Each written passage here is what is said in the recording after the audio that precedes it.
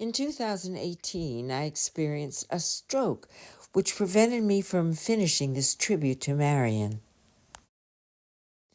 Featured here now are some of the dogs Marion adopted. Also featured are Marion's love and welcoming spirit. I grew up on a farm and I love animals, and I try to put myself in their spot, to understand their feelings.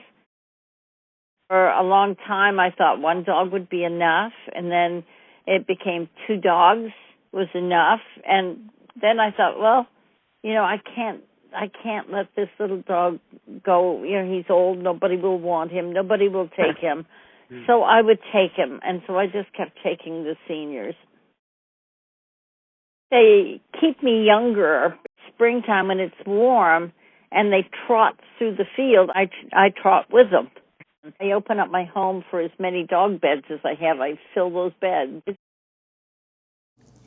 How are they when a new dog arrives? They might just come and introduce themselves and sniff, smell of them for a few minutes. But then it's like they've always been there. I have a billing business that I work with out of my home. So I'm here all day with them. I can work and they can come and be around me, and, so that I very seldom leave them alone. They're very comfortable with being around each other, and they just sort of let each one do his own thing. There's no boss. There's no superior one in the pack. I told them that I was the pack leader many times. What about grieving times? For me, it's hard, but I go through it. For them, they might go and sniff of the bed, and when I bring the blanket or the collar home, they just know that one will not be coming back. You grieve for the one you lose, but you have joy for the one you've saved. Okay. I had gotten a phone call from Lorna. This is Lorna at the Ark. Yes, at the Ark shelter, because they had a Pomeranian down there that was unadoptable, and she had asked me if I would take him. And I went down to pick him up, not realizing, his temperament. He had been adopted out as a sweet and loving dog. In the home that he was in, he turned bitter, but not of his own volition, I don't believe. Whenever he would kind of snap at his owner when she'd brush him or anything, she'd hit him with the brush or she'd hit him with a leash. I couldn't show him a leash to put a leash on his neck. I couldn't do anything but he would growl at me and he would bite me if he had a chance. He would willingly go into a crate. So he walked into the crate. I brought him home. On the back side of my bed, on the floor, I put a little mat, and I put a little dog's bed. And it would be his serenity place that he could go when he wanted to be alone. He got along great with all of my dogs, but he just didn't want to be touched by human hands. They did x-rays of him, and it showed that his body was just full of arthritis. People jump to conclusions and start beating and pounding an innocent dog who's just trying to tell him there's something wrong with me that I hurt. He stayed with me. I never gave up on him. I vowed that there would be a day when I would be able to carry him in my arms, because I just felt that once he trusted his human, but it would take years because of all of the abuse he had.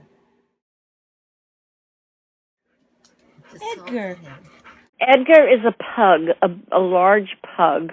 I had seen him on Facebook with a rescue shelter in Venice, Florida. He took care of every bit of the transportation, the paperwork for me to adopt him and put him in foster care for a month. So he would be, home loved. And then he was finally brought to me.